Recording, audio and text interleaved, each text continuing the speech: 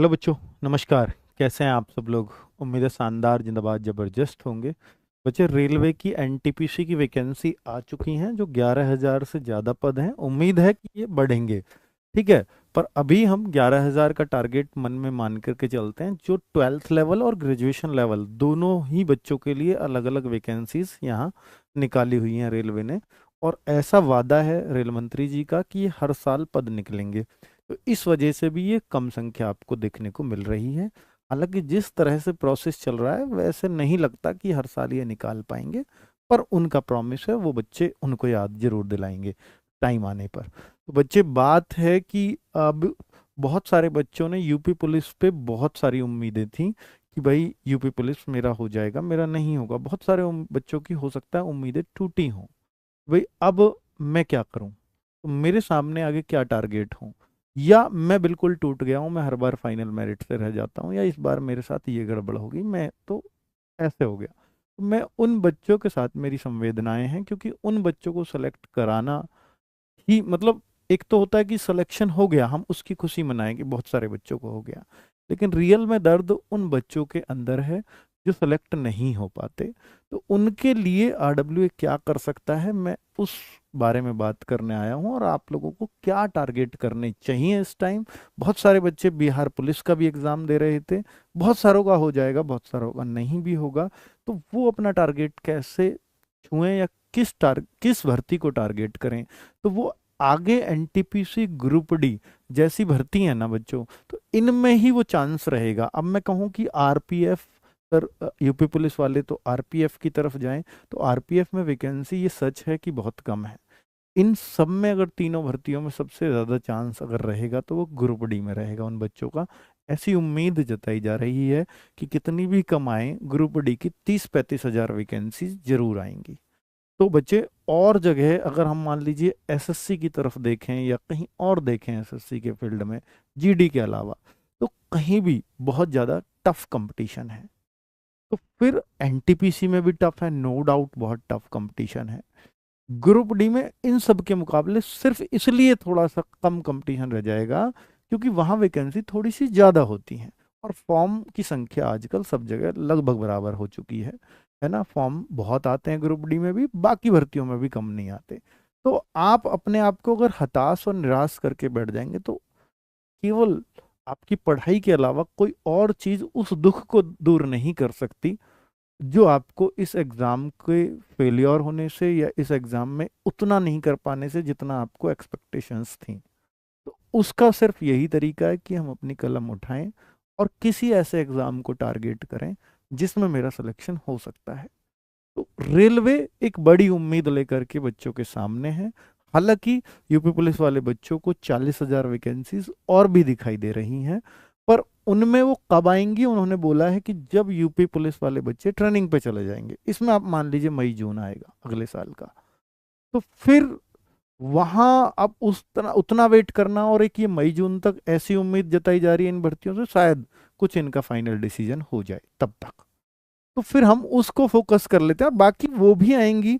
तो ऐसा भी कई बार होता है कि एक बच्चे को 3-4 भर्ती मिली और उसका तीनों चारों में ही हो गया। तो वो भाई आपके पढ़ाई करने से होता है कि अगर आपके सब्जेक्ट क्लियर हैं तो भर्ती चाहे जहां भी आएगी आपका हर जगह नंबर आएगा। बात है कि आपके सब्जेक्ट कितना स्ट्रांग है। तो आप भर्ती वाइज तैयारी करते हैं, मैं हमेशा बोलता हूं आप सब्जेक्ट वाइज तैयारी कीजिए, ना कि भर्ती वाइज। ठीक है। तो बातें करते हैं बच्चों कि अब हम एनटीपीसी पर क्या कर सकते हैं। पहली बात तो 14 सितंबर को एनटीपीसी के फॉर्म आ रहे हैं। 13 अक्टूबर इसकी लास्ट डेट होगी। और 12th के जिसमें 3445 पद हैं और ग्रेजुएशन वाले 8113 पद हैं। ये टोटल मिला के 11,000 प्लस पद बैठते हैं। सीबीटी 1 एग्जाम होगा, मैं आपको बता देता हूँ एनटीपीसी के स्टेप क्या है। सीबीटी 1 है, सीबीटी 2 है और डॉक्यूमेंट वेरिफिकेशन है। हालांकि कुछ पोस्ट पर टाइपिंग टेस्ट भी है और सीबीएटी टेस्ट भी है। सब पर नहीं, जैसे स्टेशन मास्टर में आपको सीबीएटी टेस्ट देना पड़ेगा, एप्टीट्यूड का एक टेस्ट होता है।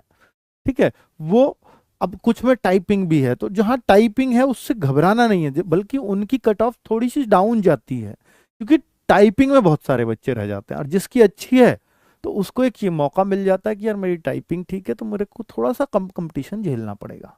तो उन चीज़ों को अगर आपको आती है तो उसको पॉजिटिवली लिया करो और उस तरफ फोकस किया करो। मान लीजिए एक बच्चा ऐसा है कि सर मुझे नौकरी चाहिए, तो मैं इस वाले लेवल पे फोकस करूं या उस वाले लेवल पे, पर मुझे उतनी मैं उतना सब्जेक्ट्स मेरे उतने अच्छे नहीं हैं, तो फिर मैं कहूंगा कि भाई उतने अच्छे अगर आपके सब्जेक्ट्स नहीं हैं तो आप टाइपिंग सीख लो। 3 महीने में आपकी टाइपिंग की स्पीड आ जाएगी खूब बढ़िया। रोज आधा घंटा सुबह आधा घंटा शाम करो और टाइपिंग वाली पोस्ट चुन लो, तो उसमें कंपटीशन थोड़ा सा कम देखने को मिलेगा। बाकी एनटीपीसी में खूब भर भर के कंपटीशन होता है बच्चों, ये सच्चाई है। अगर मैथ्स की बात करूं तो यहाँ पर सीबीटी 1 में 30 मार्क्स, देखिए सीबीटी 1 हो या सीबीटी 2 हो, मैथ्स रीजनिंग और जीएस 3 ही सब्जेक्ट आते हैं। मैथ्स 30 मार्क्स का, रीजनिंग भी 30 मार्क्स की, और जीएस 40 मार्क्स की, ये सीबीटी 1 में आएगा। जो जस्ट क्वालिफाइंग है, 100 मार्क्स का पेपर होगा, 90 मिनट मिलेंगे, 1/3 की नेगेटिव मार्किंग भी होगी। ये 100 में से कट ऑफ ऑलमोस्ट 70-75 के आसपास रहती है अब तक का, वो नॉर्मलाइजेशन वगैरह होने के बाद अब तक का जो रिकॉर्ड है कि 100 में से 70-75 के आसपास मार्क्स अगर ले आते हैं तो कोई बच्चा 90 करे, या कोई बच्चा बिल्कुल कट ऑफ मान लीजिए 71 पे गई तो 71 करे, तो 71 और 90 वाले सब बराबर हो जाते हैं क्योंकि इसके मार्क्स जुड़ते नहीं है आगे। अब सीबीटी 2 क्या है सर? सीबीटी 2 में क्या होगा कि उस टेस्ट से क्या करते हैं, ये भीड़ को कम करते हैं बस, क्योंकि फॉर्म भरेंगे मान लीजिए 40 लाख, भर्ती तो 11,000 ही है। अब 40 लाख में से 20 गुना बच्चा मान लीजिए सीबीटी 2 में बिठाएंगे, तो 11,000 गुना 20, तो आप देखते हैं कि भाई 2,20,000 बच्चों को, तो 40 लाख में से 2,20,000 बच्चे जहां भी इनको मिल जाएंगे, 70 पे मिलो, 72 पे मिलो, 73 पे मिलो, वहां ये अपनी कट ऑफ रोक देंगे, कैटेगरी वाइज लगेगी हालांकि, ठीक है। अपनी अपनी कैटेगरी का 20 गुना ये करेंगे, वहां वहां कट ऑफ रोकते चले जाएंगे। तो मान के चले गए भाई ये 2,20,000 इस एग्जाम में बैठे, तो फिर उनके लिए क्या आएगा? चीजें वही हैं, देखो, मैथ्स 35 का, रीजनिंग 35 की, और जीएस 50 की, चीजें अब भी वही हैं। फिर सर फर्क ही क्या रह गया? एक तो मार्क्स ये हो गए 100 की जगह 120 हो गए, बिल्कुल सर। और लेवल 2 के लिए अलग होगा, लेवल 3 के लिए अलग होगा, लेवल 4 के लिए अलग होगा सीबीटी 2, लेवल 5 और लेवल 6 सबके लिए अब तक ये पैटर्न रहा है कि सबके लिए सीबीटी 2 अलग अलग होता रहा है। तो अगर मैं 2 से 6 तक देखूं तो ये बच्चे 5 पेपर बन जाते हैं। तो सीबीटी 1 बच्चे ने एक ही दिया था, इस बार तो वो भी 2 होने हैं, एक 12th लेवल का, एक ग्रेजुएशन लेवल का, ठीक है। इस बार तो वो भी शायद उम्मीद है कि 2 होंगे, और सीबीटी 2 5 पेपर होंगे अलग अलग। एक बच्चे को 5 भी देने पड़ सकते हैं अगर उसने पांचों पोस्ट भरी हैं, पांचों लेवल भरे हैं।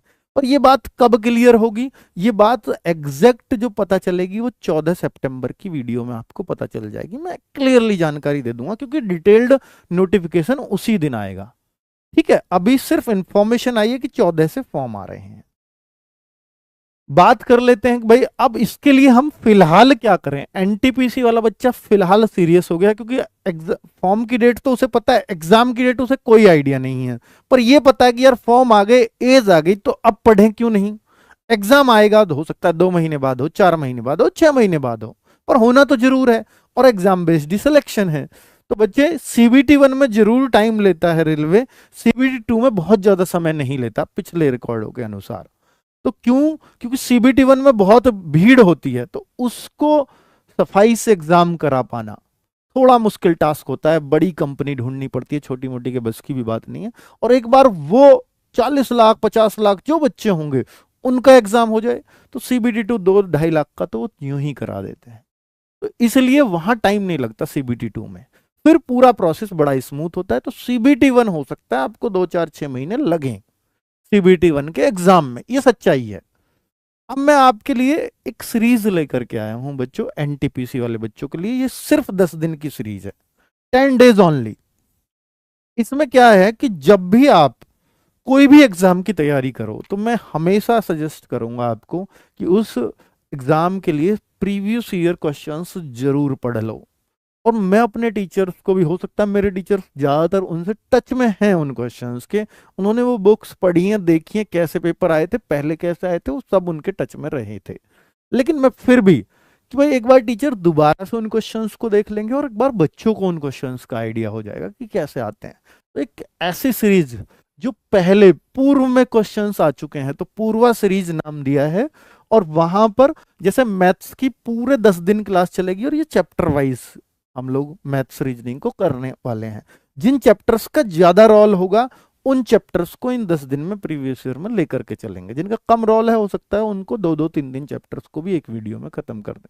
2-2 घंटे की ये क्लास कम से कम चलेगी मैथ्स और रीजनिंग की। जीएस में हमने क्या किया कि पॉलिटी के सारे क्वेश्चंस 10 बजे, देखिए कब से होनी है क्लासेस, 6 तारीख से होनी है, 6 से सब स्टार्ट हो जाएंगे। 6 को पॉलिटी की होगी, ये 3 से 4 घंटे की क्लास होगी। हर दिन एक क्लास है जीएस की बस। 6 को पॉलिटी होगी, उसके सारे प्रश्न जितने भी प्रीवियस ईयर में आए होंगे वो सारे कवर हो जाएंगे इसी में ही, क्योंकि बहुत ज्यादा समय इस प्रीवियस ईयर में मैं आपका नहीं जाने दूंगा। 7 तारीख को बायो, क्योंकि साइंस आई बहुत है तो ग्रुप डी वाले बच्चे भी यहाँ जुड़ेंगे, तो ग्रुप डी के हिसाब से। और एनटीपीसी, क्योंकि बायो के दोनों में लेंगे, दोनों के क्वेश्चंस। अब आपको पता है कि वो भी रेलवे ही कराता है उस एग्जाम को, ग्रुप डी को। तो भाई उसके साइंस के क्वेश्चन एनटीपीसी में क्यों नहीं आ सकते, बिल्कुल आ सकते हैं। हालांकि न्यूमेरिकल भी पूछे जाते हैं ग्रुप डी में, पर वो एनटीपीसी में नहीं आ सकते। पर फिर भी उन्हें छोड़ के बाकी सब चीजें करवा देंगे। न्यूमेरिकल्स की अलग क्लास लगा देंगे ग्रुप डी वाले बच्चों के लिए, चिंता मत करो। तो भाई 7 तारीख को बायोलॉजी की क्लास होगी 3 से 4 घंटे की, जब तक वो पूरे प्रीवियस ईयर खत्म ना हो जाए। 8 तारीख को फिजिक्स की होगी और 9 तारीख को केमिस्ट्री की होगी। ये राहुल पालीवाल सर होंगे, मैम नहीं होंगी यहाँ पर, 10 बजे। ठीक है। और हिस्ट्री की क्लास 10 सितंबर को होगी। ज्योग्राफी की क्लास 11 सितंबर को होगी। इकोनॉमिक्स की क्लास 12 सितंबर को। और स्टैटिक जी के सोनवीर सर करा रहे होंगे 15 सितंबर को। तो ये पूरा टाइम टेबल है। ये क्लासेस डेली चलेंगी और ये क्लासेस डे वाइज चलेंगी, डेट वाइज चलेंगी। ठीक है, ये पूरा शेड्यूल है। 14 सितंबर को फॉर्म आ जाएंगे, उस तक हमारी कोशिश है कि 14, 15, 16 तक ये क्लास चल जाए। उसके बाद आपको नोटिफिकेशन ला करके और क्लैरिटी मैं दे दूंगा। ठीक है। इसके बाद अगर आप बैच से जुड़ना चाहेंगे तो ये बैच भी 14 सितंबर के आसपास ही आएगा। रेलवे के लिए अगर पूरा पेड बैच की मैं बात करूं तो गतिमान बैच एक बहुत